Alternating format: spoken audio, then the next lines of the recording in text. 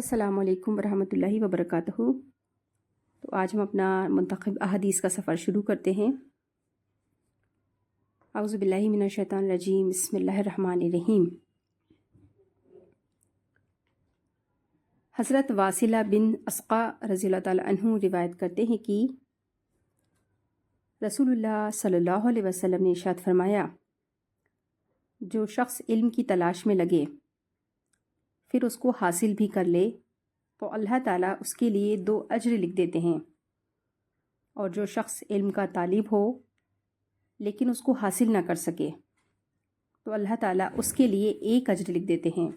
مطلب یہ ہے کہ اگر کوئی علم حاصل کرنا چاہے، علم کوئی کیسا بھی ہو، کوئی آپ ٹیکنیکل اسکل سیکھنا چاہتے ہیں یا ایجوکیشنل جو ہم حاصل کرتے ہیں وہ، تو اگر ہم علم حاصل کرنے کی کوشش کرتے ہیں اور حاصل کر لیتے ہیں تو ہمارے لیے 2 اجر ہیں، اور اگر ہم نہیں حاصل کر سکے تو پھر ایک دوسری حدیث ہے کہ حضرت صفوان بن اسال مرادی رضی اللہ تعالیٰ فرماتے ہیں کہ میں نبی کریم صلی اللہ علیہ وسلم کی خدمت میں حاضر ہوا۔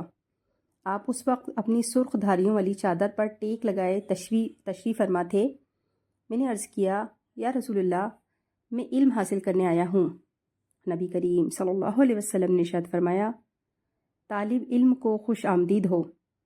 طالب علم کو فرشتے اپنے پروں میں گھیر لیتے ہیں اور اس پر کثرت سے آ کر اوپر تلے جمع ہوتے رہتے ہیں کہ آسمان تک پہنچ جاتے ہیں، اور وہ اس علم کی محبت کی وجہ سے ایسا کرتے ہیں جس کو یہ طالب علم حاصل کر رہا ہے۔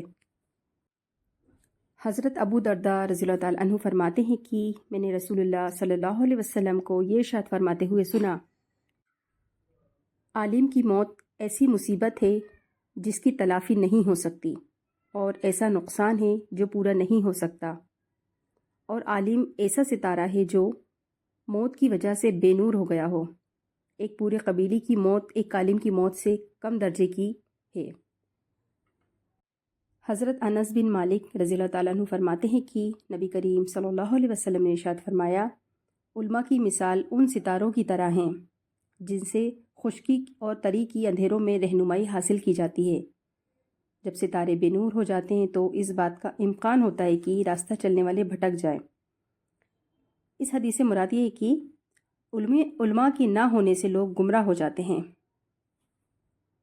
ایک دوسری حدیث ہے کہ حضرت ابن عباس رضی اللہ تعالیٰ عنہ فرماتے ہیں کہ رسول اللہ صلی اللہ علیہ وسلم نے ارشاد فرمایا، ایک عالم دین شیطان پر 1000 عابدوں سے زیادہ سخت ہے۔ مطلب کہ حدیث شریف کا مطلب یہ ہے کہ شیطان کے لیے 1000 عابدوں کو دھوکہ دینا آسان ہے، پورے دین کی سمجھ رکھنے والے ایک عالم کو دھوکہ دینا مشکل ہے۔ ایک دوسری حدیث ہے کہ حضرت ابو امامہ باہلی رضی اللہ تعالیٰ عنہ سے روایت ہے کہ رسول اللہ صلی اللہ علیہ وسلم کے سامنے 2 آدمیوں کا ذکر کیا گیا، جن میں ایک عابد تھا اور دوسرا عالم۔ رسول اللہ صلی اللہ علیہ وسلم نے ارشاد فرمایا، عالم کی فضیلت عابد پر ایسی ہے جیسی میری فضیلت تم میں سے ایک معمولی شخص پر ہے۔